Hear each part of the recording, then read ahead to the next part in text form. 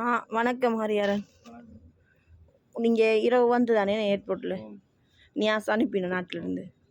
உங்களோட வேலை என்ன வேலைக்கு வந்து நீங்கள் இப்போ என்ன வேலைக்கு உங்களை போட்டிருக்கீங்க? என்ன சொன்னாங்க? குடிக்கக்கூடாதுன்னு சொன்னாங்க. குடிக்கிறேன்னு சொன்னால் இப்போயே போயிடணும் வேணான்னு சொன்னாங்க. ஸ்மோக்கிங் அவுட் சைடில் வேலை பண்ணும்போது ஸ்மோக்கிங் பண்ணக்கூடாதுன்னு சொன்னாங்க. சரியா? இப்போ முதல்ல உங்களுக்கு 1500 தருவாங்க சம்பளம். வேலையை பார்த்துட்டு சம்பளத்தை கூட்டுவாங்க.